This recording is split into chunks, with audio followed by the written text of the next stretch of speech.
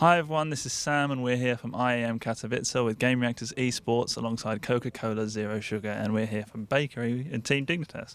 You just won against Gale Force 3-0, 3-0 as we say in the UK. So yeah, how was that? Can you tell us how that was for you, winning 3-0? That was closer than we thought it would be, actually. In general, NA teams do seem to be a little bit weaker than EU teams. We were both the third seed there. So we were surprised that it was, like, the first two games especially were close. But the third game, we finally got something we're comfortable with and managed to stomp that one. Yeah. How did you recover from your earlier loss in the day? So I'd say our early loss was mainly down to just kind of basic mistakes. It's things that we know, it's things that we have already worked on improving on, and we should not have made those mistakes. And I think a big part of that was definitely the illness that we had on Snitch during the series. So Snitch was feeling a bit better for that Gale Force series, and we also watched a few of the replays, tried to focus and clean up the mistakes, and I think we were successful. You said on stage that it was important for you yesterday not to lose to NA. But why is that? So I actually said quite a few times, actually, if we drop a game to NA or something, yeah, we won't drop a game to NA, that was it. And then our first series against NA, we dropped that game, so yeah, not great. Yeah. Why didn't you want to lose? What is it a matter of pride? Is it just the running joke, I guess?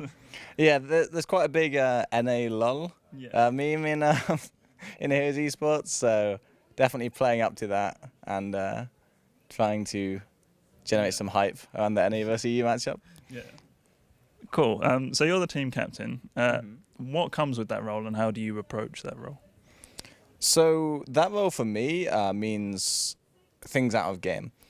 We actually have a different in-game leader to me. JPL is our in-game leader. Yep. And my role mainly focuses on things like communicating with the org, communicating with other teams, structuring how we practice and how we try to improve, and just in general infrastructure things such as being on the new coach, such as boot camping in Korea, such as boot camping in Berlin for this event, that kind of thing.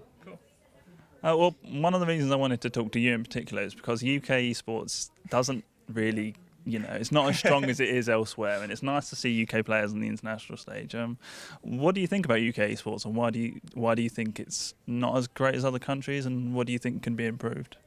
So I never actually played in the UK esports scene. My teammate Snitch actually did very extensively in League of Legends. Yeah.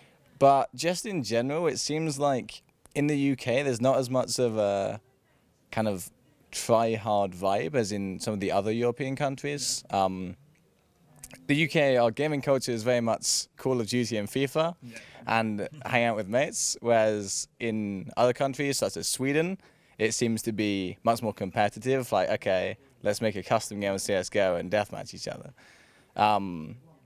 So, yeah, I think, honestly, it's just a kind of culture issue why esports isn't so great.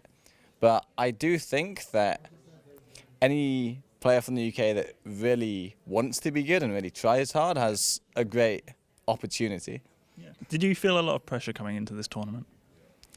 I think there was definitely quite a lot of pressure. We obviously won last year, and we actually won all but one European tournament last year, and we had pretty good performances on the international stage as well.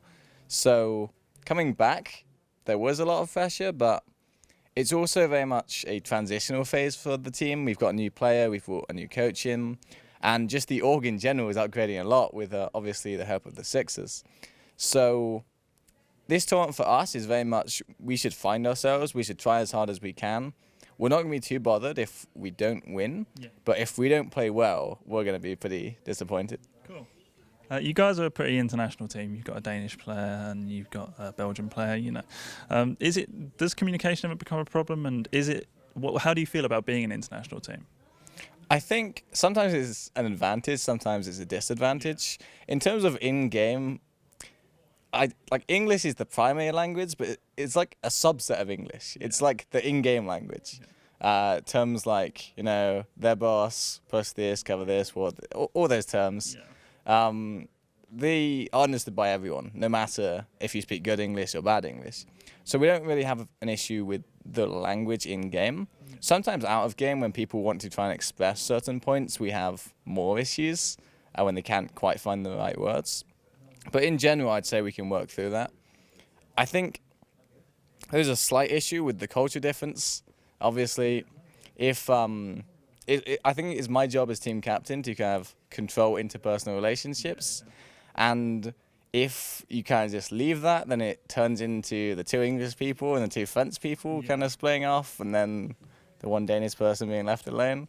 So we try to keep that carefully under control.